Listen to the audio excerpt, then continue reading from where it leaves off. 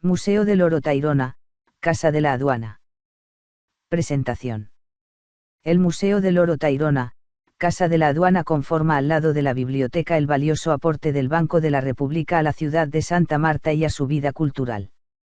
En 1980 el Banco de la República creó en esta antigua Casa Colonial de Santa Marta, declarada Monumento Nacional en 1970, el primero de una serie de museos regionales donde tendría lugar la labor nacional que realiza el Museo del Oro. El montaje inicial, que consistió en una muestra de objetos de las distintas áreas de orfebrería precolombina colombiana, cambió en la década de 1990 para dedicarse a las sociedades prehispánicas de la Sierra Nevada de Santa Marta y a sus extraordinarias obras de orfebrería, cerámica y piedra. Desde entonces, el Museo del Oro Tayrona dio a conocer los avances de la ciencia en el conocimiento del pasado y apoyó el fortalecimiento de la identidad regional mediante la divulgación de sus raíces culturales. El banco inició un complejo y cuidadoso proceso de estudios y trabajos de arquitectura y restauración de la Casa de la Aduana que llevó a instalar en 2008 una versión temporal del Museo del Oro Tayrona en el contiguo edificio de la Biblioteca del Banco de la República.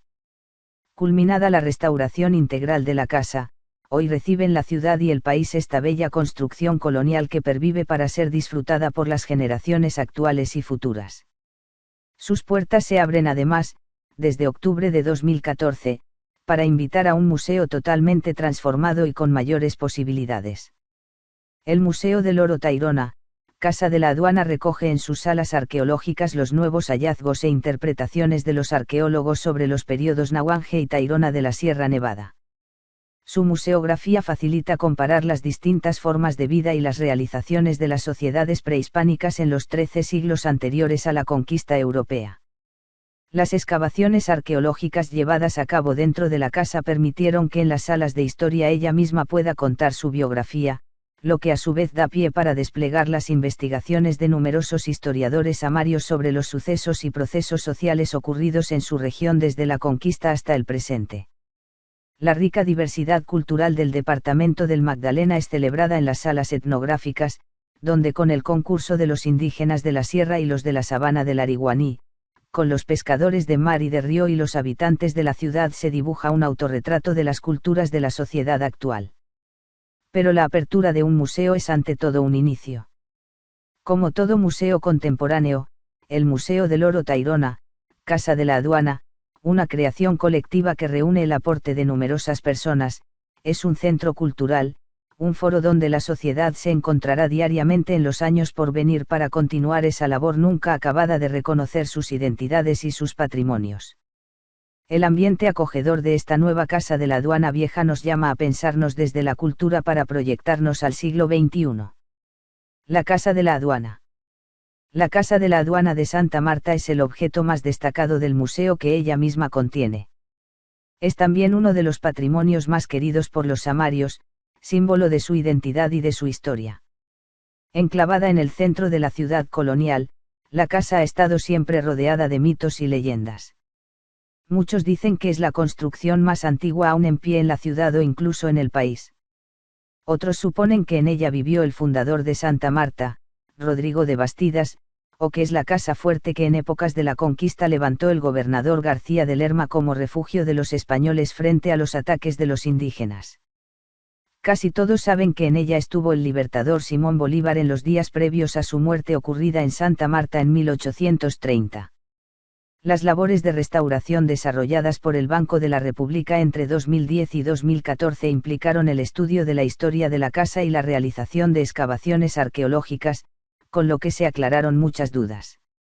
Santa Marta, la ciudad más antigua que aún subsiste de las fundadas en la tierra firme del continente americano, en sus comienzos fue quemada muchas veces por piratas y tuvo que alejarse del Martes. El Parque Bolívar no es entonces la misma plaza que inicialmente trazó Bastidas, donde con madera y palma hizo construir sus aposentos. Las excavaciones no hallaron huellas del fuerte de altas tapias que Lerma hizo levantar en barro, ni de otra construcción previa, y la historia aclara que la casa de 2 pisos data de 1730, cuando los hermanos Domingo y Nicolás Jimeno la construyeron con 2 plantas, como se le conoce hoy. Destacada por su altura en una ciudad que los viajeros del siglo XIX describen como de un solo piso, La prestigiosa casa fue dotada con una torre o minarete desde donde los hermanos comerciantes veían llegar los barcos al puerto, así como el cargue y descargue de sus mercancías. Luego de épocas de fausto y fiestas de ricas familias de hacendados y comerciantes, la casa fue en efecto sede de la aduana del puerto, pero solo por un año, al final del período colonial, porque fue confiscada por la independencia. Siendo patriota, la casa acogió al Libertador durante 6 días antes de que por su enfermedad fuera trasladado a la hacienda de San Pedro Alejandrino, donde murió. Su velación tuvo lugar en el segundo piso, en la sala principal de la casa, que por cierto no es el espacio donde desde hace varias décadas la conmemoran las placas de mármol y las coronas de flores. Museo del Oro Tayrona, Casa de la Aduana.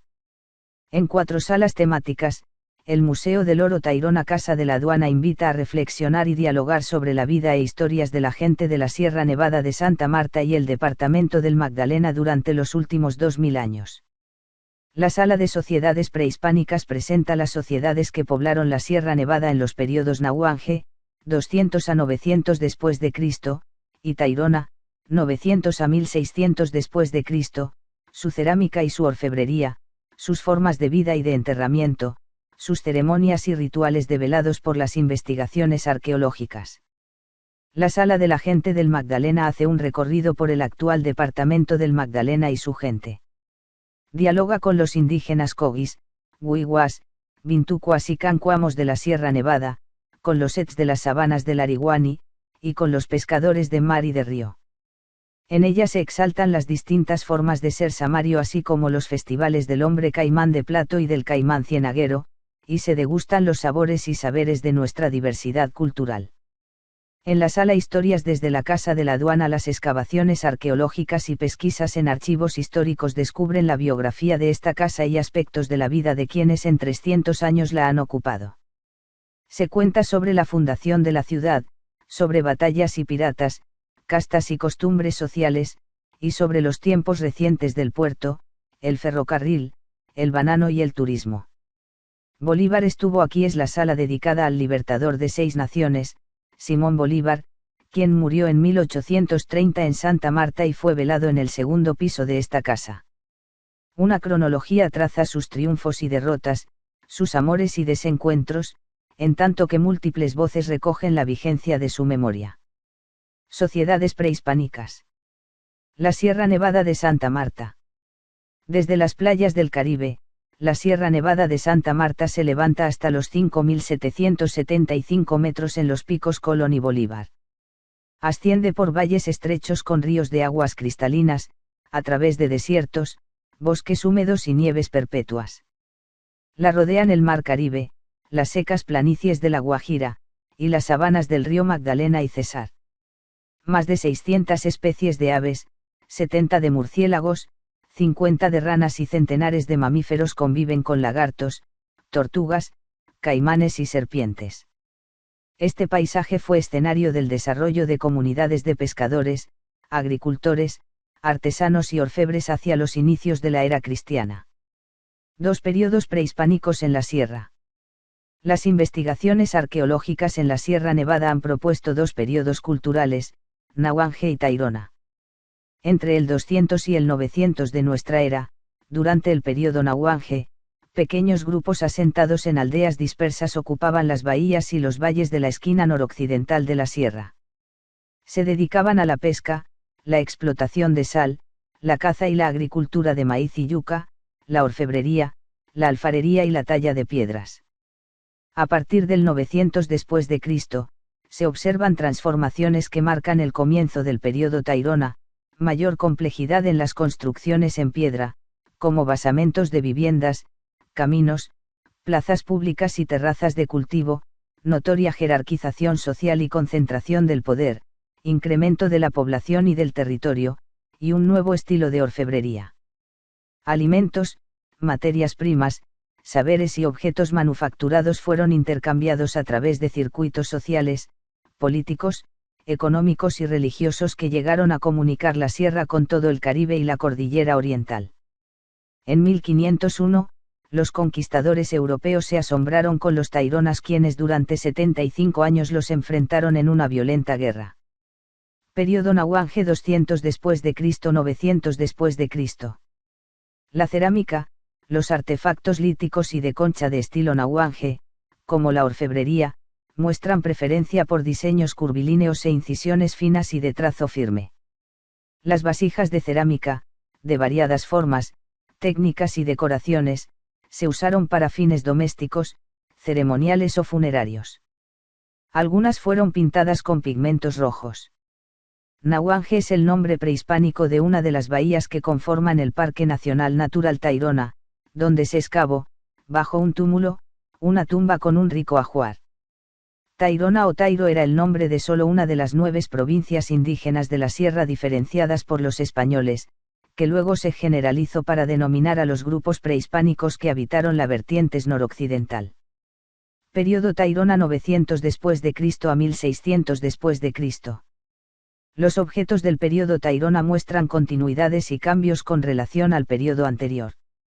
En la cerámica continúan las superficies lisas, oscuras y pulidas, pero se privilegia el modelado en la decoración y desaparece la pintura.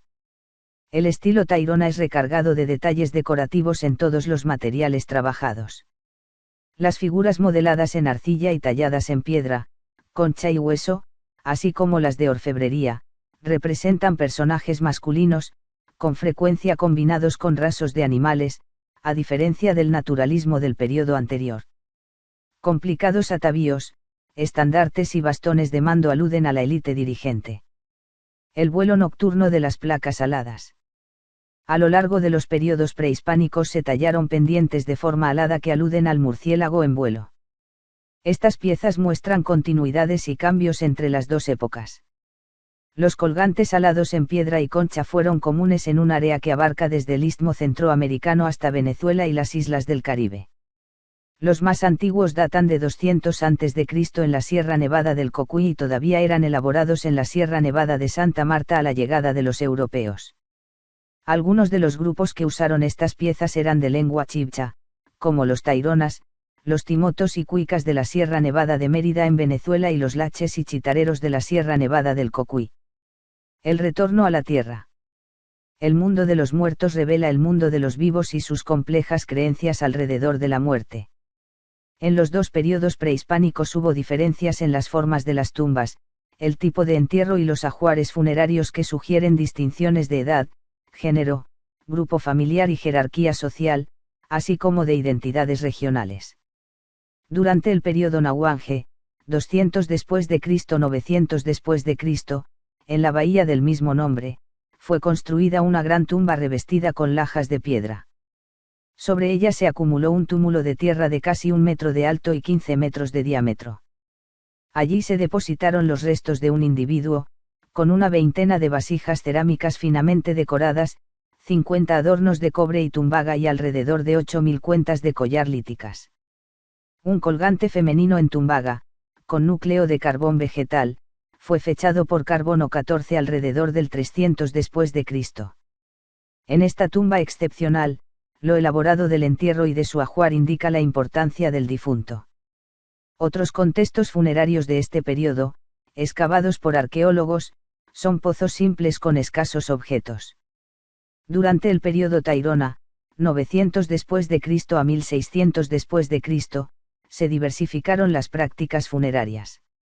Entre los pueblos costeros se practicó el entierro secundario, los huesos exhumados de un primer entierro eran colocados dentro de grandes urnas de cerámica con extensos cementerios. Las urnas con rasgos humanos pudieron representar el personaje depositado en su interior. Orfebrería en la Sierra Nevada de Santa Marta. Desde las primeras manifestaciones del arte orfebre en la Sierra Nevada, hacia el 100 después de Cristo, se evidencia un profundo conocimiento de las propiedades de los metales y una maestría técnica para elaborar objetos cargados de significado. A lo largo de 15 siglos de producción metalúrgica, durante los periodos Nahuange y Tayrona se observan continuidades y transformaciones en las técnicas, los materiales, formas, usos y representaciones. La gente de la sierra obtenía el oro de los ríos de la vertiente norte, lavando las arenas con bateas de madera. Este oro aluvial contiene pequeñas cantidades de plata. El cobre se extraía probablemente de minerales cupríferos de la vertiente suroriental. La aleación de estos metales, después de haber sido refinados, se llamaba guanín en las Antillas y fue conocida por los españoles con los nombres de tumbaga y oro de Chafalonía, o de Baja Ley. La fauna cultural. Los animales fueron importantes para la vida material y simbólica de los grupos de la Sierra Nevada. Aves, serpientes, murciélagos, ranas y felinos se representaron en metal, arcilla, concha, hueso y piedra para expresar metáforas sobre la sociedad y el cosmos. Los artesanos del período Nahuange prefirieron darles un aspecto apacible y natural a los animales representados, incluso a los felinos, mientras que en el Tairona recrearon animales mitológicos con rasgos agresivos, que combinan diferentes especies. Adornos de metal y jerarquías. En el período Nahuange, el uso de adornos de orfebrería parece haber estado restringido a grupos sociales de mayor rango. Por contraste, durante el período Tairona, más gente tuvo acceso a estos objetos. Las crónicas de la conquista española cuentan sobre el uso generalizado de adornos en esa época. Dice Fray Pedro Simón en 1627, no había indio ni mujer que no tuviese terno de joyas, orejeras, gargantillas, coronas, bezotes, moquillos de oro, pedrerías finas y bien labradas, sartas de cuentas, cuando caminan, llevan abanicos de pluma y palma. Algunos objetos más elaborados pudieron ser emblemas exhibidos por los grandes caciques gobernantes de cada valle, como parte de su colorida parafernalia de poder compuesta de adornos metálicos, de piedra, hueso, concha y plumas. Atuendo de los líderes del período Tairona. Entre muchos pueblos de lengua chibcha del pasado y el presente, el murciélago se ha asociado con líderes políticos religiosos. Se cree que ellos tienen la sabiduría y capacidad para transformarse en este mamífero nocturno, y así adquirir sus excepcionales poderes y cualidades, orientarse en la oscuridad, ver el mundo al revés, volar y viajar a regiones desconocidas del inframundo. Los vampiros, o murciélagos que succionan la sangre, se asocian a la fertilidad y otras propiedades femeninas. La transformación se lograba mediante el consumo de sustancias enteógenas, prácticas de meditación y ayunos, o el uso de atuendos, máscaras y pintura corporal.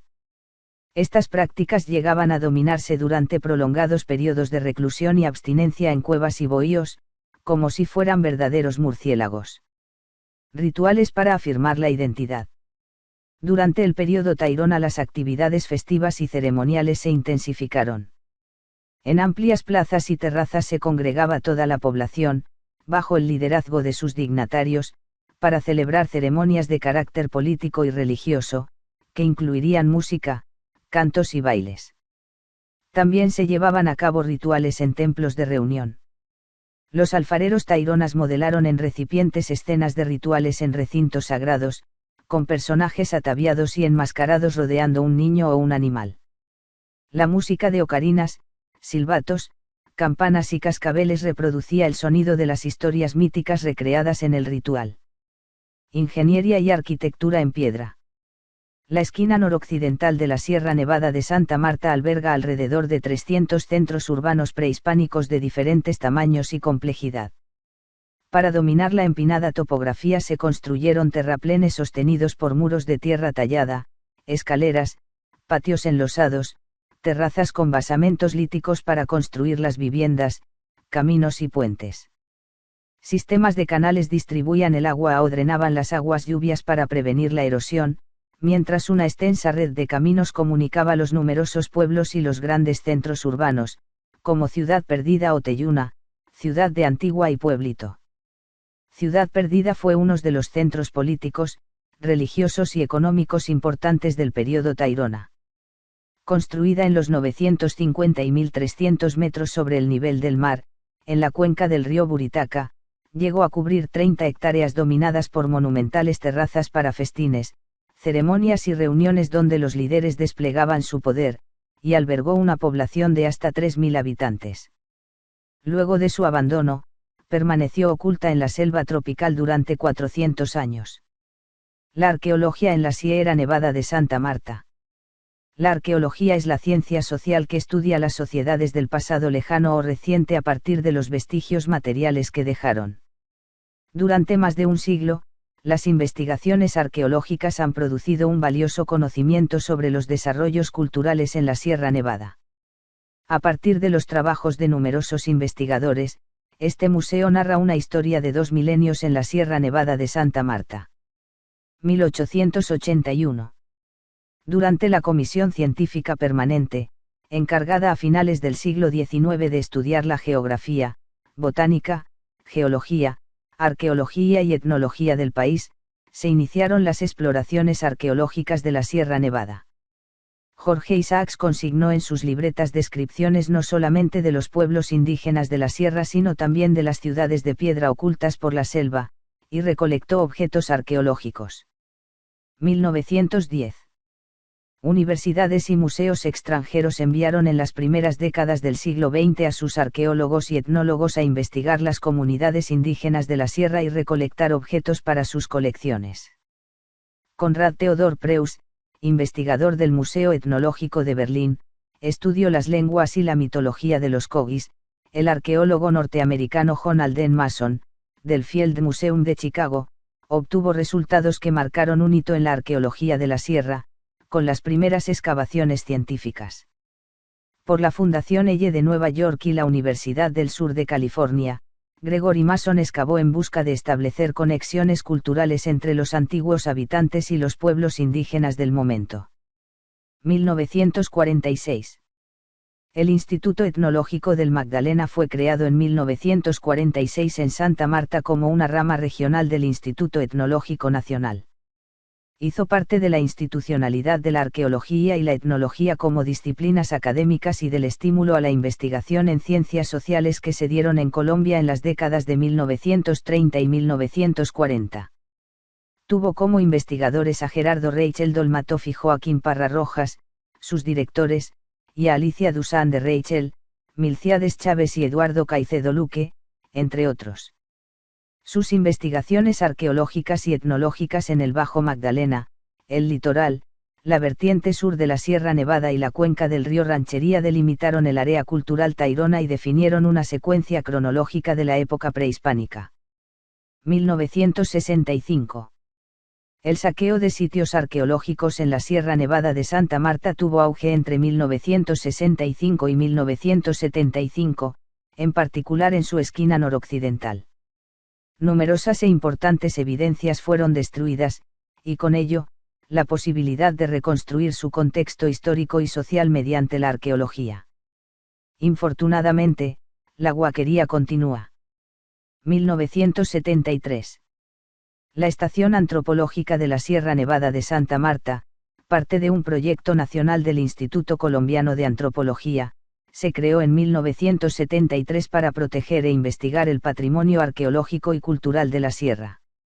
Gilberto Cadavid y Luisa Fernanda Herrera, investigadores de la estación, identificaron alrededor de 211 sitios arqueológicos en sus exploraciones por las cuencas de los ríos de la vertiente noroccidental de la sierra.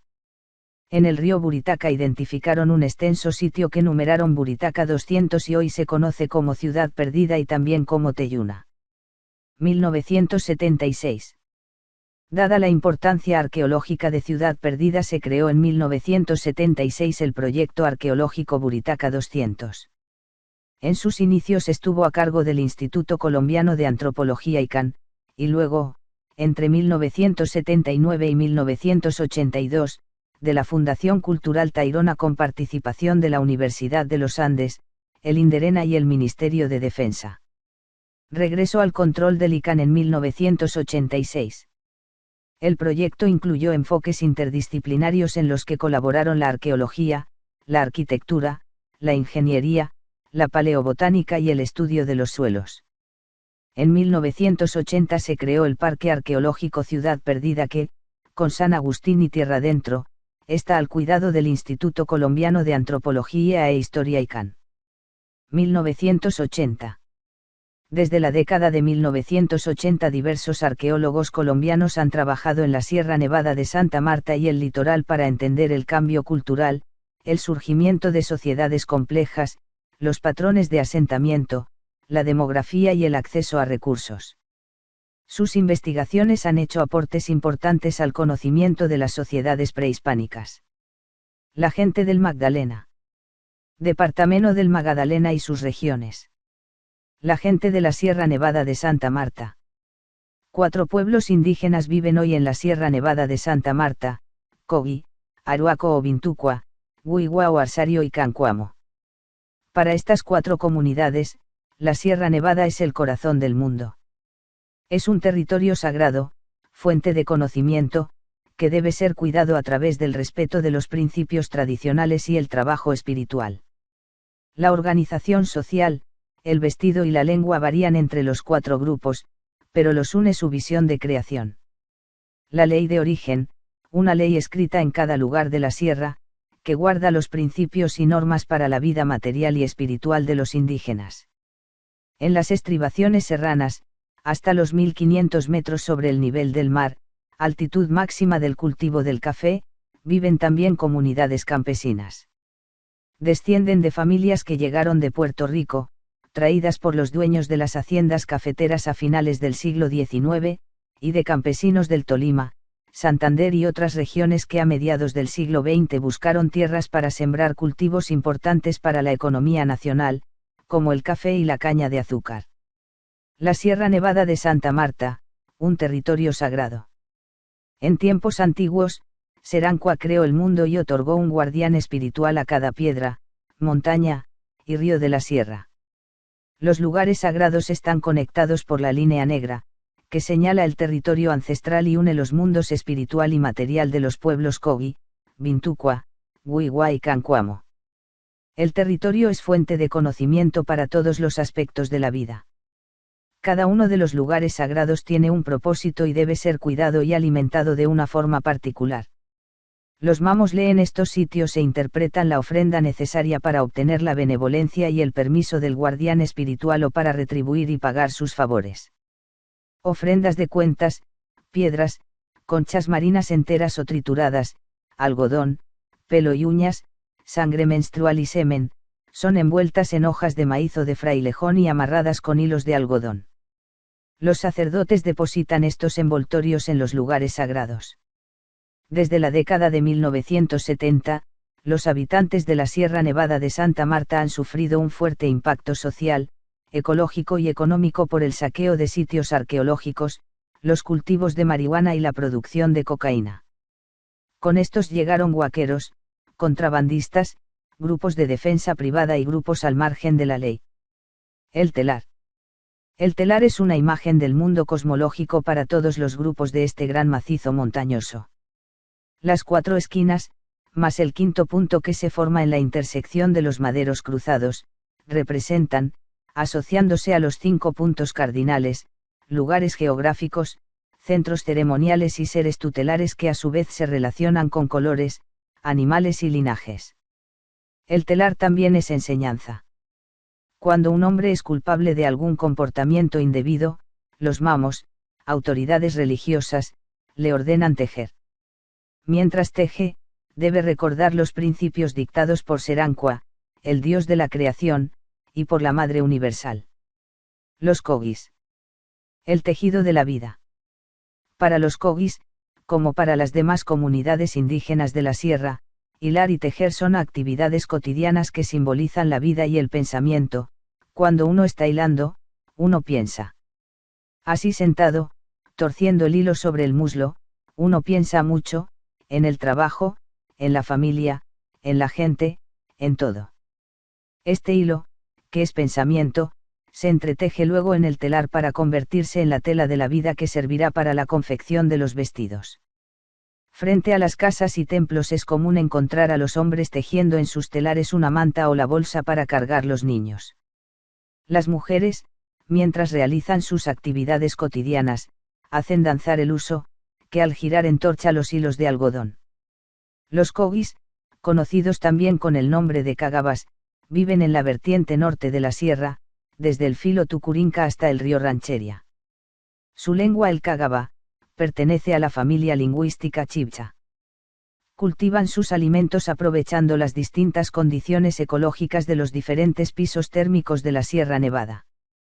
Con técnicas tradicionales cultivan papa, arracacha, col y manzanilla en el páramo, y en las zonas templadas, frijol, maíz, gandú, canci y jañu, la planta de coca.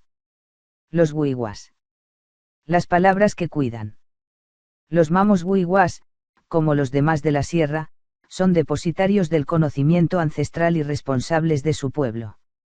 Interpretan los lugares sagrados y recorren la geografía mítica para componer, hacer trabajo, sanar y acordar con sus guardianes cosmológicos. A través de la reparación de las personas en el mundo espiritual, buscan el equilibrio del universo para evitar plagas, sequías, epidemias y enfermedades. Los mamos restablecen el equilibrio entre el mundo material y el espiritual cumpliendo las normas que dictó la Madre Universal para habitar la Sierra Nevada. Los mamos consultan al mundo espiritual a través de elementos de poder. Los mamos wiwas, al igual que los kogis, adivinan con la zatukba, una totuma con agua y tumas cuentas líticas arqueológicas interpretan las burbujas y los sonidos que se producen cuando arrojan cuentas en el recipiente. Los bintucuas consultan usando una mochila pequeña donde guardan conchitas de mar y tumas. Los wiwas conforman alrededor de 27 comunidades repartidas en el costado nororiental de la sierra. Según su mitología, las tierras bajas donde hoy habitan fueron entregadas por Sealukuki y Serancua, los padres creadores.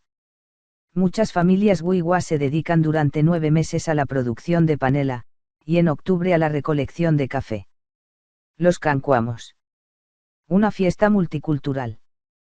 Los cancuamos, quienes hasta hace algunas décadas hablaban la lengua cancbe, viven repartidos en 12 comunidades sobre la vertiente suroriental de la sierra.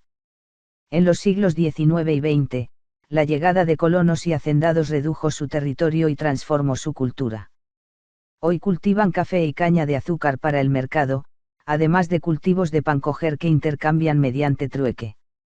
Los cancuamos luchan hoy por recuperar sus tradiciones culturales a través del Festival Folclórico de la Sierra Nevada y de la Fiesta del Corpus Christi. Los habitantes de Atanquez, la capital del territorio cancuamo, celebran cada año esta fiesta, donde se encuentran diferentes tradiciones culturales, lo indígena, lo afro y lo católico. Celebrada 40 días después de Semana Santa, durante 10 días, la fiesta del Corpus Christi reúne 3 tipos de danza: las cucambas, que evocan aves de la sierra, los negros y negritas, y los diablos. Al son del tambor. La flauta de carrizo, la caja y los versos de los capitanes de los bailes, que responden los danzantes, los participantes conmemoran la transformación del cuerpo y la sangre de Cristo en pan y vino, así como el solsticio de verano o renacimiento del sol y de las cosechas. Danzando recorren el pueblo.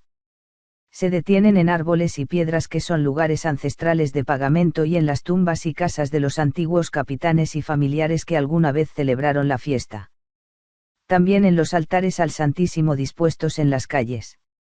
Vengo a pagar una promesa, vengo a recordar el compromiso, van recitando los capitanes. Los bintucuas. La hoja sagrada para hablar de los antiguos. Los indígenas recorren la sierra y realizan sus actividades diarias mascando la hoja de coca, que mezclan con cal. En mochilas guardan las hojas tostadas de coca, Erythroxylum novogranatense, y en el poporo de calabazo, la cal que extraen y llevan a la boca con un palillo de madera. La masticación de las hojas de coca y el uso del poporo son fundamentales para los bintucuas y demás indígenas de la sierra, en su relación con el mundo espiritual. El poporo representa a su compañera, y en ella guardan sus pensamientos y sus palabras para que no se los lleve el viento. La coca, por sus componentes vitamínicos y alcaloides, favorece recordar y recitar los mitos, cantos y genealogías de los antiguos durante largas sesiones nocturnas. Los bintucuas viven en 2 resguardos ubicados en los valles altos de los ríos Nabusimaque, Chichicua, Ariguani y Gautapuri, afluentes del río Piedras, en la vertiente occidental de la sierra. Hablan el Ifkan, de filiación chibcha. La gente del Erreío. Alrededor de los ríos, caños, ciénagas y humedales del bajo río Magdalena viven población de pescadores y agricultores. Para los ribereños, como se les conoce, el río es vida, está presente en todos los aspectos de su cultura, y sus fluctuaciones determinan el ritmo de la pesca, la agricultura y el uso de la tierra. Durante los periodos secos, el río Magdalena, se restringe a su cauce principal y a las ciénagas permanentes. Cuando se incrementan las lluvias, el río crece y sus aguas aumentan el nivel de las ciénagas, que se expanden e inundan las llanuras. Los sedimentos depositados por las aguas fertilizan los suelos para la agricultura en la estación seca. Se va el caimán. La historia del hombre caimán es una de las historias de la cultura ribereña, narra el mito, que un joven se volvió caimán para espiar a las mujeres cuando se bañaban desnudas en el río. Había traído de la Guajira 2 aceites, uno para ser caimán y otro para retornar a su estado humano. Un día se untó el primero pero el segundo se le derramó, salpicándole la cara, lo que le devolvió su apariencia humana únicamente en el rostro y el brazo izquierdo. Desde entonces anda por el río en forma de hombre caimán. En Plato, lugar de origen de esta leyenda, cada año en la segunda semana de diciembre se realiza el Festival del Hombre Caimán, con danzas, teatro, deportes acuáticos y otras actividades. La gente de Sabana. Al occidente de la Sierra Nevada de Santa Marta se abren, cada vez más inmensas, las cálidas sabanas del Caribe, grandes planicies con vegetación de bosque seco tropical bañadas por tributarias del río Magdalena, y escasas elevaciones. En la temporada seca, o verano, el bosque pierda sus hojas para con la temporada de lluvias, o invierno, recobrar su vitalidad y verdor. Los habitantes de la sabana se dedican a la cría de ganado, al cultivo de maíz, yuca y plátano, y al cuidado de sus huertas de pancoger. En el centro de estas planicies vive la comunidad indígena Ete. Los Ets y su recuperación cultural. Durante los últimos 500 años los Etes han vivido una historia de conflictos, resistencias y transformaciones. Enfrentaron las expediciones españolas del siglo XVII que intentaron conquistar su territorio, y la avanzada del siglo XIX que convirtió las llanuras del Ariguani en potreros para la cría de ganado vacuno. Muchas de sus tradiciones, costumbres y territorio, su mundo cosmológico y formas de vida fueron afectados por estas oleadas de colonización. Recientemente, desde los resguardos Etbutterilla, Isaoristunna y Narakajmanta, los ETEs iniciaron un proceso de recuperación de su lengua etahara, de sus tradiciones y su historia. Hoy los ETEs se consideran la nueva gente. Después de la destrucción del mundo de los Etchorinda, la gente de antes, la nueva generación fue sembrada por Yahu, padre y creador de lo existente, sobre la piel de Yunari Kraari, la madre mítica. Para los ETEs actuales, los Etchorinda son los antiguos chimilas, población indígena que se enfrentó a la conquista y colonización españolas. Yahu, descontento de ellos por su desmesurado carácter bélico, envió a la tierra fuego, lluvias incontenibles y fuertes vientos. En medio del lodo y las cenizas, Yahu sembró a los Ets que hoy habitan las sabanas del Ariguani. La gente de mar. En la franja costera que se extiende desde la desembocadura del río Magdalena hasta el río Palomino vive la gente de mar del Magdalena. En esta región, de bahías, ensenadas y tierras bajas, se encuentran Santa Marta, capital del departamento, y los municipios de Ciénaga, Pueblo Viejo, Zona Bananera y Aracataca. Sus habitantes, rurales y urbanos, son producto de migraciones y confluencia de culturas. Los pescadores de mar. En Taganga, Gairaca, Gaira, Chengue y Neguanje, bahías próximas a Santa Marta, viven poblaciones dedicadas a la pesca y a la venta de pescado. Por generaciones, han traspasado el conocimiento sobre el mar y sus señas, las corrientes, el color y la profundidad del agua, el viento, la luna, la oscuridad. De acuerdo con estas señas eligen la técnica de pesca, en grupo, con trasmayo y chinchorro, o individual, con cordel y carnada, el palangre, una línea de guía de que se suspenden bajantes con anzuelos y carnada, o las nasas, puestas en el lecho marino. Las mujeres también se dedican a la pesca artesanal. Ellas ayudan a tender el chinchorro, caretean, limpian los pescados y preparan alimentos para la cuadrilla. La presencia afrocaribeña en Santa Marta. Familias afrocaribeñas migraron a partir de 1920 a Santa Marta procedentes del municipio de San Pablo, en la margen izquierda del río Magdalena, en el departamento de Bolívar. Llegaron a vender ron, tabaco, pescado, dulces, canastos y manteca de corozo o de pepita en el mercado. Gracias a la hospitalidad de doña Zoila Mejía, quien convirtió su casa en residencia transitoria para aquellos que no tenían dónde vivir, y a las oportunidades laborales, muchos se quedaron en la ciudad, en los barrios de La Paz, Cristo Rey, San Martín y parte de Pescaito. También viven en Santa Marta herederos de inmigrantes afrodescendientes llegados de San Basilio de Palenque, Bolívar y la costa pacífica. Lumbalu para los difuntos. Las comunidades afrodescendientes de Santa Marta realizan rituales de origen africano, recreados durante la colonia española, asociados a concepciones de la vida y de la muerte. El lumbalú, los rituales para los muertos, entremezcla cantos, oraciones, rezos, altares y sentimientos de intenso dolor y melancolía. Según su cosmovisión, la muerte separa el alma del cuerpo y los obliga a tomar caminos distintos, el alma va al más allá, con Dios y el cuerpo es llevado al cementerio, en recorridos que deben acompañarse del lumbalú. El lumbalú empieza con el acompañamiento durante la agonía y termina 9 días después del entierro. Durante el velorio de 9 días con sus noches, en la casa del fallecido, se reza frente a un altar al difunto. El ritual cierra con el altar de la última noche y los rezos y cantos que garantizan el tránsito del alma al más allá. Familiares, vecinos y amigos se reúnen durante el lumbalú para afianzar las relaciones fraternales y de compadrazgo. Ciénaga, la tierra del caimán. Entre el 1-7 y el 20 de enero, el municipio de Ciénaga se viste de fiesta para celebrar el Festival del Caimán Cienaguera. El 20, día de San Sebastián, hombres y mujeres bailan la danza del caimán que conmemora la trágica muerte de Tomasita, la hija de un pescador en las fauces de un caimán. La historia sucedió en el puerto de las Mercedes, a orillas de un caño que desemboca en la Ciénaga Grande de Santa Marta. Cientos de comparsas evocan esta tradición bailando por las calles del municipio con grandes caimanes que devoran una muñeca de trapo.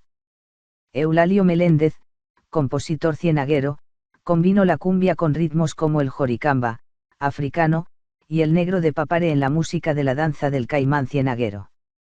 Entre gaitas y tamboras, la danza se alterna con versos populares que evocan historias locales. Hoy, día de San Sebastián, cumpleaños Tomasita y ese maldito caimán se ha comido a mi hijitica.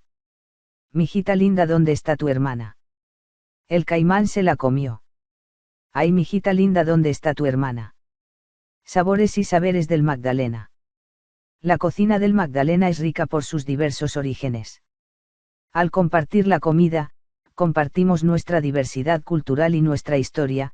Las cocadas y alegrías cuentan de la vida en la casa de la niña Mejía, el pescado frito con arroz de coco evoca a los pescadores de Taganga, el cayeye o mote de guineo trae a la memoria la zona bananera, los pasteles de arroz reúnen a la familia en Navidad y los dulces de frutas y tubérculos intercambiados en Semana Santa expresan la solidaridad entre los vecinos. Un plato muy añorado por los samarios es el arroz de bonito. La época de carnavales coincide con la temporada de su pesca en enero, febrero y marzo, cuando las aguas están frías y el bonito viene tras los cardúmenes de sardinas que migran de la Ciénaga al Martes. Arroz de bonito. Ingredientes. Bonito fresco de Taganga. Arroz. Pimentón verde. Pimentón rojo. Cebollín. Vinagre rojo. Achiote o color. Ajo. Sal. Preparar un guiso con el cebollín, los pimentones, la sal y el ajo. Sofreír aparte el bonito en una sartén con aceite, expulgarlo, es decir, sacarle las espinas, desmenuzarlo y agregarlo con sus líquidos al guiso. Cocinar el arroz aparte. Cuando esté listo, mezclar el arroz con el pescado y el guiso y dejar sudar por 25 minutos o media hora. Historias desde la casa de la aduana.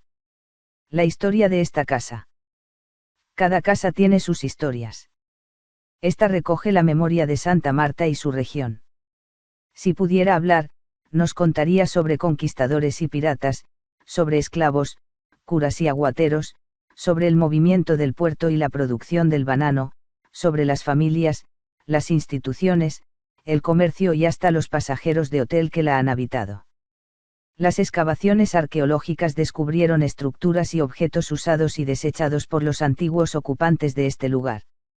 Estas evidencias nos aproximan a la manera en que se pensaron, construyeron y utilizaron los espacios para cocinar, dormir, cenar, recibir las visitas o vender, para asearse, depositar las basuras o sembrar la huerta.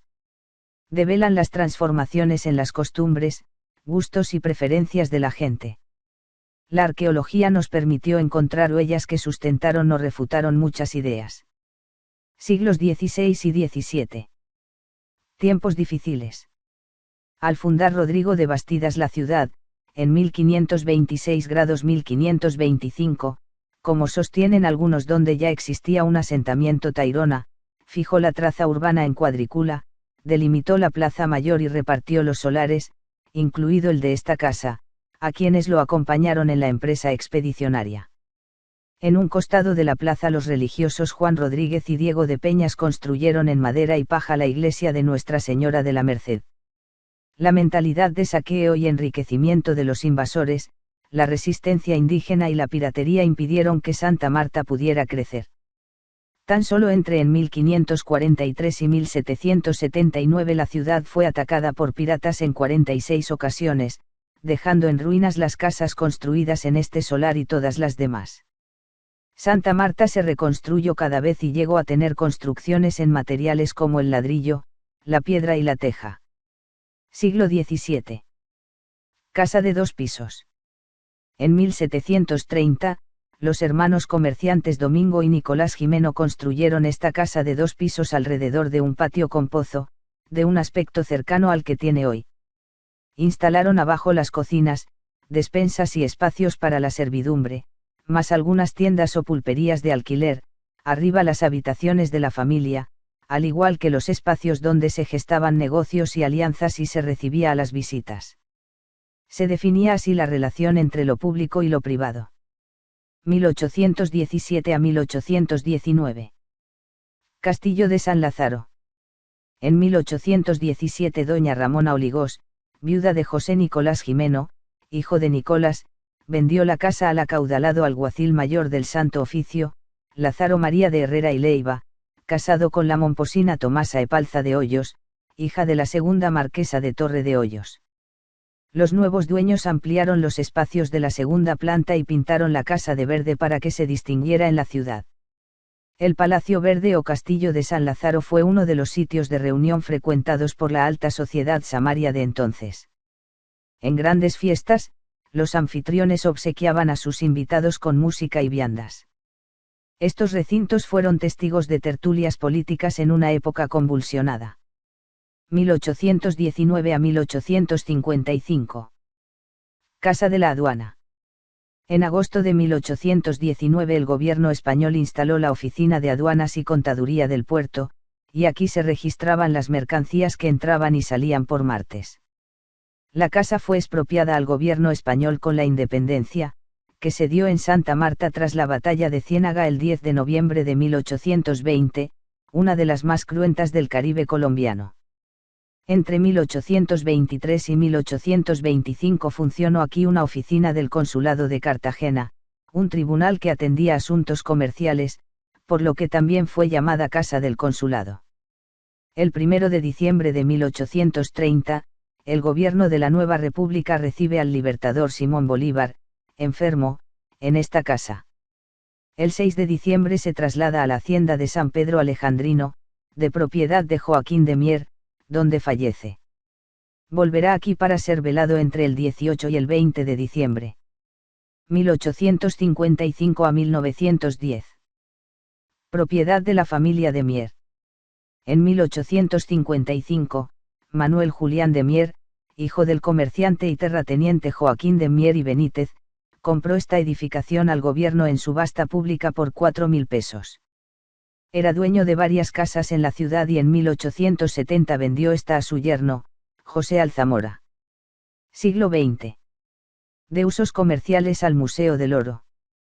En 1910 la casa es arrendada a la United Fruit Company, la empresa bananera norteamericana instaló aquí el comisariato y sus oficinas hasta cuando en la década de 1920 fue comprada por José María Leiva, hijo extramatrimonial de Manuel Julián de Mier.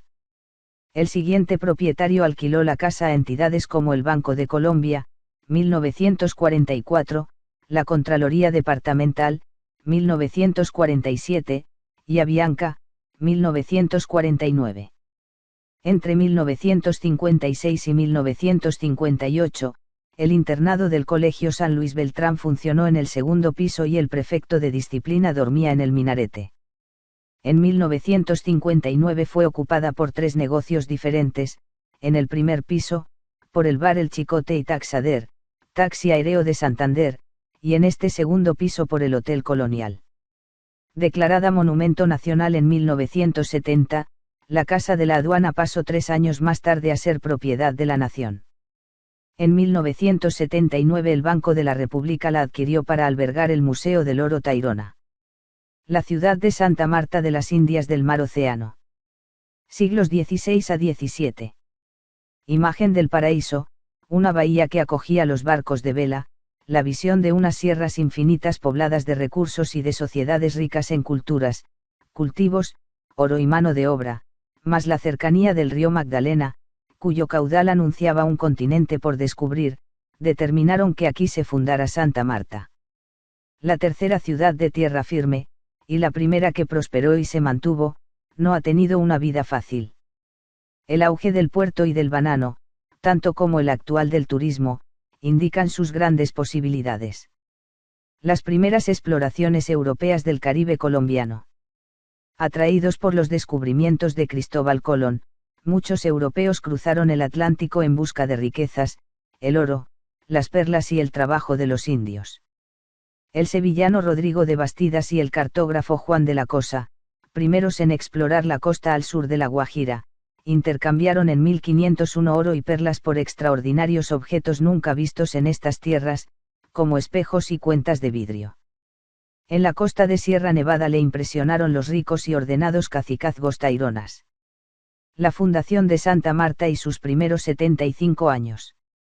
Rico y mayor, el descubridor Bastidas regresó poco más de 20 años después habiendo capitulado la gobernación de Santa Marta con la corona, la costa entre el Cabo de la Vela y el Darién, más la tierra adentro. En su segundo viaje llegó en junio de 1526, como sostienen algunos, a esta bahía donde fundó la ciudad con el ánimo de establecer una colonia. Sin embargo, el gobernador no pudo contener el ímpetu de saqueo de sus capitanes y soldados que, amotinados, lo hirieron gravemente una noche en su casa de gobierno. Los taironas resistieron durante 75 años los continuos ataques de los gobernadores, capitanes y soldados que fueron llegando a Santa Marta. La aldea de 30 chozas de paja no tuvo paz. Indígenas de Bonda, Jeriboca, Pocigueica y Tayrona, a veces aliados entre sí y otras veces de forma independientes, quemaron los cultivos y casas y dejaron destruida a la frágil Santa Marta más de una vez. Los europeos a su vez incendiaban las populosas ciudades de piedra y sus maizales, saqueaban los templos y capturaban esclavos para el servicio personal. Solo los pueblos más cercanos se integraron como encomiendas de indios a la naciente colonia. La batalla final, el enfrentamiento entre Cuchacique y Giral Belón. En 1600, el gobernador Juan Giral Belón organizó una fuerza de 200 soldados bien armados para enfrentar a los taironas. Cuchacique, cacique de Jeriboca nacido en medio de los conflictos de la conquista, unificó los pueblos de Jeriboca, Bonda, Masinga, Durama, Origua, Dibocaca, Doana, Masaca y Chengue para responder a los ataques. Los indígenas fueron derrotados y más de 60 caciques condenados a muerte. Cuchacique fue descuartizado y su cuerpo exhibido en distintos lugares. El gobernador ordenó saquear y quemar todos los pueblos rebeldes. Obligó a los indígenas sobrevivientes a pagar los 1.500 pesos que costó la pacificación y les prohibió, bajo pena de muerte, poblar áreas retiradas de Santa Marta. Muchos se refugiaron y aislaron en las partes altas de la sierra, donde se organizaron alrededor de su pensamiento religioso. La guerra con los chimilas. Los chimilas, que habitaban un gran territorio en las llanuras del Ariguani, resistieron durante varios siglos la conquista y colonización. Hostigaron el comercio de la costa con el interior por el Magdalena y, con los pintados y los alcaolados, amenazaron en repetidas ocasiones a Tenerife, Santa Marta y Cartagena. En 1739 aprovecharon el bloqueo de Santa Marta que mantenían los ingleses, para sitiarla y aislarla de cualquier ayuda. José Fernando de Mier y Guerra, asturiano radicado en Mompox, fue comisionado en 1730 por el virrey para dominar a los chimilas. Fundó y refundó 22 poblaciones en las orillas del Magdalena para cortarles el paso al río y así evitar sus asaltos. La evangelización de los indígenas y la extirpación de idolatrias. Durante los siglos XVII y XVIII, frailes dominicos y capuchinos recorrieron la Sierra Nevada y las llanuras del Caribe para evangelizar y convertir a los indígenas a la fe católica y fundar pueblos de misión y de indios. La misión de San Sebastián de Rabago, en la vertiente sur de la Sierra Nevada, buscaba además evitar alianzas de los indígenas aruacos con los chimilas. Los pocos evangelizadores, los continuos ataques y la alta movilidad indígena llevaron a que muchas de las fundaciones de misión desaparecieran en poco tiempo. La llegada de esclavos africanos. Desde los inicios de la ciudad fueron traídos como esclavos personas de 3 regiones distintas de África, del Reino de Mali en la región de Senegal-Gambia, del Reino de Ghana en el Golfo de Guinea, y del Reino del Congo en la región del Congo-Angola, con lenguas, costumbres y organizaciones políticas diferentes. Los esclavos trabajaron en la construcción de la ciudad, el servicio personal y doméstico y en las labores de las grandes haciendas ganaderas y plantaciones de caña de azúcar, cacao, tabaco y añil. Los malos tratos que recibían de los españoles, llevaron a muchos esclavos africanos a la fuga. En las llanuras del Caribe, a lo largo del río Magdalena y en la Sierra Nevada, los cimarrones encontraron lugares escondidos, dispersos y fértiles para asentarse y rehacer su cultura en libertad. Alrededor de la Sierra Nevada erigieron palenques en la Ramada, cerca de Dibuya, el río Palomino y Santa Cruz de Masinga, defendidos por empalizadas, grandes fosas y púas envenenadas.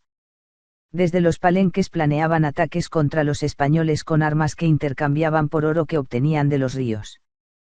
Piratas y corsarios.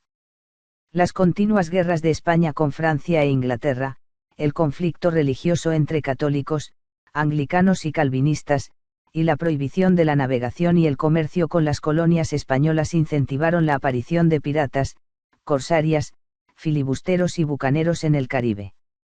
Santa Marta fue atacada y amenazada en más de 40 ocasiones, por el señor de Roberval en 1543, por Martín Cotes en 1555, John Hawkins en 1565, 1567 y 1595, Francis Drake en 1568, 1585 y 1595, Walter Raleigh en 1595 y muchos otros. En 1655, William Godson, vicealmirante de la Armada inglesa, atacó con Juan Cuchillo la ciudad y sus alrededores. Asaltó la iglesia mayor, la de San Francisco y el convento de Santo Domingo, también la casa del gobernador, y demolió las 2 fortificaciones que protegían la ciudad.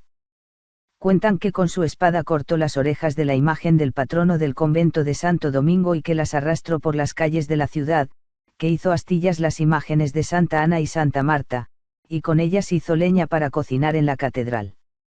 Fortalezas. La historia de las fortalezas de Santa Marta durante la conquista y la colonia fue de construcciones, destrucciones, reconstrucciones y transformaciones, y de planes que nunca llegaron a realizarse. Las defensas iniciales de la ciudad fueron empalizadas de madera para protegerse de los indígenas. Para defender el puerto de los ataques de los piratas se edificaron varios fuertes con cañones que apuntaban a la bahía. En la playa de Santa Ana frente a la ciudad, Juan Guiral Belón construyó en 1602 el fuerte de San Juan de las Matas, 4 cuadras más al norte. En 1644, Vicente de los Reyes Villalobos erigió el fuerte de San Vicente, nombrado más tarde Castillo de Santa Bárbara. Hacia 1663, Juan Betín edificó el fuerte de Nuestra Señora de la Caridad, luego conocido como Betín. El fuerte de San Antonio fue levantado en 1719 por el gobernador Beltrán de Caicedo en las Abras de Santa Ana, para evitar la entrada de los piratas desde la bahía de Taganga. En 1667 el ingeniero Francisco Ficardo levantó en la Punta de Cuerno, el fuerte de la Punta de Lipe que reconstruyó en 1725 el gobernador Juan Beltrán de Caicedo, llamándolo San Fernando. Para completar el esquema defensivo, en la isla de El Morro se construyeron dos fortalezas, una en 1739 y otra en 1762.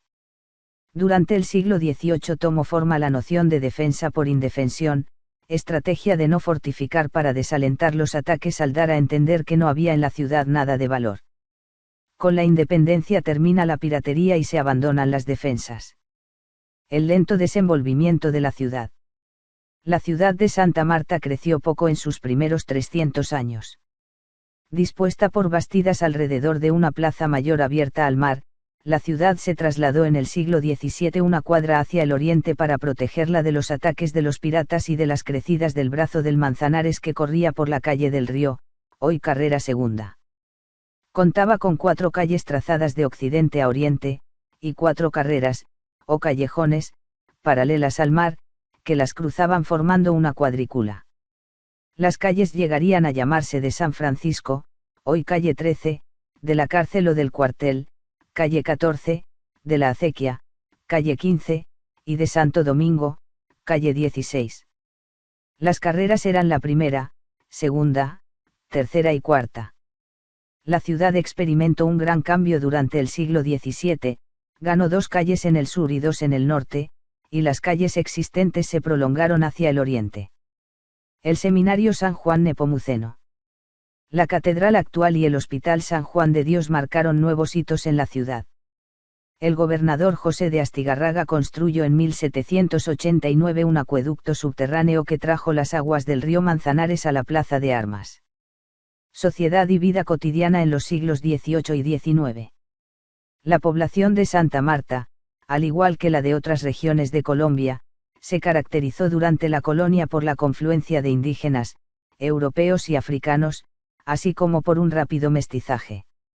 Incluso después de la ruptura del orden colonial, con la independencia, el origen seguía siendo determinante en los oficios y la jerarquía de las personas en la sociedad del siglo XIX, heredera del sistema de castas, españoles, criollos, indígenas, mestizos, esclavos, mulatos, zambos y pardos. El género, la edad y la capacidad económica definían también los comportamientos, relaciones y actividades permitidos a un individuo. Sin embargo, a pesar de lo estricto de las normativas religiosas, sociales y legales, éstas se transgredían con frecuencia, las uniones informales entre distintas castas eran comunes, e incluso entre libres y esclavos, en cuyo caso la libertad de los hijos debía ser pagada. Los indígenas, proveedores de la ciudad. Los indígenas eran fundamentales para la vida cotidiana de Santa Marta. Los de Gaira, Taganga, Mamatoco, Masinga, Bonda y otros pueblos vecinos a la ciudad, proveían al mercado, temprano en la mañana, de pescado, productos agrícolas como yuca, ñame y batata, gallinas, agua, leña y sal marina. También de sus manufacturas tradicionales transformados por los nuevos contextos, chinchorros, hamacas y mantas de algodón, mochilas, alpargatas y costales tejidos, sombreros de fibra de palma y utensilios de cerámica para la cocina. En la ciudad y sus alrededores, los indígenas servían como centinelas, arrieros, mensajeros y bogas. Europeos y criollos. Los españoles y sus descendientes nacidos en América conformaban la élite de la sociedad. Ocupaban los cargos públicos más importantes y los altos rangos militares y religiosos. Controlaban el escaso comercio de la ciudad y de ultramar, las tiendas y pulperías y la farmacia. Sus casas estaban ubicadas en las calles principales, cerca de la Plaza Mayor, y algunos eran dueños de haciendas. Con la independencia, algunos ingleses, franceses, norteamericanos y otros extranjeros se radicaron en la ciudad como comerciantes o cónsules. La apertura del comercio y el paso de viajeros trajeron a Santa Marta nuevas costumbres e ideas. Los criollos pobres trabajaban como soldados o en otros oficios de la ciudad, o eran campesinos en las regiones vecinas. De esclavos a libres. En los intentos por definir un país nuevo que trajo la independencia, la Constitución de 1820 declaró la libertad de los vientres, los hijos de los esclavos nacerían libres. Más tarde, en 1851, se promulgó la libertad de todos los esclavos. Muchos abandonaron las haciendas, que sin mano de obra entraron en crisis, y se emplearon como albañiles, zapateros, sastres, artesanos y tenderos, en el servicio doméstico o en otros oficios. En el puerto, trabajaban como braseros bajando de los barcos los cargamentos que venían de Europa. Algunos, sin embargo, quisieron permanecer con sus antiguos amos. Mestizos. Las normas de la sociedad de castas colonial no incluía a los mestizos, mulatos y pardos. Solo tenían cabida en algunas actividades de los esclavos e indígenas y en la milicia, donde ocupaban cargos de mediana jerarquía. Mestizos, zambos y mulatos, con indígenas huidos y cimarrones, escapaban del restrictivo orden colonial español para vivir en Rochelas. En las llanuras del Caribe y en la cuenca del río Magdalena, habitaban dispersos en lugares alejados donde creaban nuevas formas de vida y cultura sin la custodia de la religión católica y el control del Estado. Los arrochelados se organizaban para defenderse, juntando a veces hasta 300 hombres. Como faltaban mujeres, las raptaban de las poblaciones más cercanas. La vida al ritmo de la religión. El tiempo de las actividades cotidianas de los samarios estaba marcado por la celebración de los oficios religiosos y el repicar de las campanas de las iglesias, el alba, el ángelus, el toque de ánimas, maltines y laudes. Las fiestas religiosas animaban la vida de la ciudad con procesiones por las calles encabezadas por el obispo y los clérigos, y los miembros de las cofradías cargando las imágenes de vírgenes y santos. Las decisiones familiares y personales como el matrimonio, los parentescos y las amistades, estaban marcadas por las normas del catolicismo. Al decidir un matrimonio, las familias tenían en cuenta la castidad de la novia, la dote, los apellidos y la capacidad económica. Un puerto para el intercambio comercial y cultural. La historia reciente. En los inicios de la conquista, Santa Marta fue uno de los principales puertos caribeños, pero debido a que la corona ordenó a las flotas de galeones de Panamá hacer escala en Cartagena, su actividad decayó en los siglos siguientes. Con la República se dio un incremento del comercio exterior en el país. Santa Marta recobró su importancia, y entre 1840 y 1870 se convirtió en el principal puerto importador de la Nueva Granada, impulsado por empresarios extranjeros y criollos que tenían grandes haciendas de caña e invirtieron en la navegación a vapor y el ferrocarril. Paradójicamente, durante esta época la población disminuyó y emigró a causa del terremoto de 1834, la epidemia del cólera de 1849, las inundaciones del río Manzanares y disturbios políticos. Vapores para el progreso. Varios proyectos intentaron comunicar el puerto de Santa Marta con el río Magdalena, la principal vía hacia el interior del país. El empresario alemán Juan Bernardo Elbers consiguió en 1823 el monopolio sobre la navegación a vapor por el Magdalena, obligándose a mejorar los canales que por la Ciénaga Grande unían a Santa Marta con el río. Posteriormente entraron competidores como la Compañía de Navegación Anglo-Granadina, con tripulación inglesa, la Compañía de Vapores de Cartagena y, entre 1846 y 1855, la Compañía de Vapores de Santa Marta, de Joaquín de Mier, Francisco Montoya y otros comerciantes samarios, con participación del gobierno. Pese a todos los esfuerzos, las dificultades técnicas impidieron que la navegación a vapor desde Santa Marta prosperara. Los buenos tiempos, ferrocarril y banano. La concesión para construir el ferrocarril de Santa Marta, que comunicaría el puerto con el río, fue obtenida del gobierno en 1873 por Manuel Julián de Mier y Robert Joy.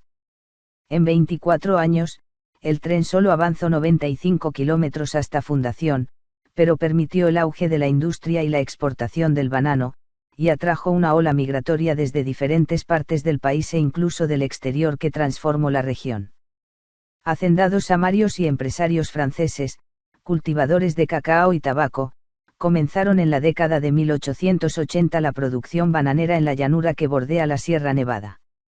La United Fruit Company, UFC, que desde sus cultivos en Panamá controlaba el 80% del comercio mundial, inició operaciones aquí en 1899 y pronto monopolizó los cultivos, el transporte y el comercio de la fruta en la zona bananera. La masacre de las bananeras. El 12 de noviembre de 1928, de 150.000 obreros que trabajan en el negocio de la United, más de 25.000 se negaron a cortar banano, transportarlo y cargarlo en los barcos. Una gran huelga se extendió sobre toda la zona bananera para exigir mejoras en las condiciones laborales. Los contratos con la empresa se hacían a través de intermediarios o ajusteros que pagaban en vales del comisariato, no en dinero. Uno de los comisariatos funcionó en esta casa. La represión del ejército terminó en una masacre en la plaza de Ciénaga.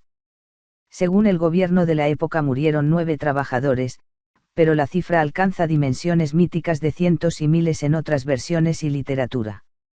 La producción del banano continuó con altibajos hasta que en la década de 1960 la United Fruit Company se trasladó al Golfo de Urabá. En muchas de las tierras dedicadas al banano se sembró palma africana para la producción de aceite de cocina. Santa Marta, distrito turístico, cultural e histórico. Desde mediados del siglo XX Santa Marta se orientó hacia el turismo. La bahía de Gaira dejó de ser una hacienda para transformarse en la playa de El Rodadero, y el ferrocarril expreso del Sol trajo del interior del país miles de turistas para conocer el Martes. La creación del Parque Nacional Natural Sierra Nevada de Santa Marta en 1977 y del Parque Arqueológico Ciudad Perdida en 1980 sentó las bases para redescubrir la imponente naturaleza desde el ecoturismo responsable y el disfrute de la diversidad cultural. En los albores del siglo XXI, la recuperación del centro histórico de Santa Marta, monumento nacional, ha buscado rescatar sus valores arquitectónicos, históricos y culturales. Hoy se disfruta caminar por la fachada al mar, los parques Bolívar, los Novios y San Miguel, las plazas de San Francisco y la Catedral y por muchas de sus calles. Bolívar estuvo aquí. Simón Bolívar nació en 1783 dentro de una rica familia aristocrática caraqueña, de origen vasco, dueña de minas de cobre y haciendas ganaderas y de producción de azúcar y cacao. Huérfano a temprana edad fue un niño rebelde e inquieto y recibió de sus tutores Andrés Bello y Simón Rodríguez una educación laica en filosofía, matemáticas, geografía, botánica y otras ciencias. A los 15 años de edad viajó a España, donde conoció a María Teresa Rodríguez del Toro y Alaiza, también de la aristocracia venezolana. Contrajo con ella matrimonio a los 19 años y quedó viudo 8 meses después. En un segundo viaje a Europa presenció la coronación de Napoleón en 1804, conoció al barón Alexander von Humboldt y caminó con su maestro Simón Rodríguez por Francia e Italia estudiando el pensamiento de la Ilustración. En 1810, en Londres, conoció a Francisco de Miranda, el precursor de la independencia, quien había concebido la idea de un continente liberado de España llamado Colombia. Ese mismo año movimientos criollos proclamaron la independencia de Venezuela el 19 de abril, de las Provincias Unidas del Río de la Plata el 25 de mayo, de la Nueva Granada el 20 de julio y de Chile el 18 de septiembre. En 1811, a sus 28 años, comenzó su vida militar por la causa independentista a las órdenes de Francisco de Miranda, quien lo encargó de defender la fortaleza de Puerto Cabello, donde fue derrotado y fracasó la Primera República Venezolana. En Cartagena buscó ayuda de la Nueva Granada para reconquistar Venezuela, y tras despejar el río Magdalena del dominio español, liberó ese país en 1813 en la campaña Admirable, siendo proclamado libertador.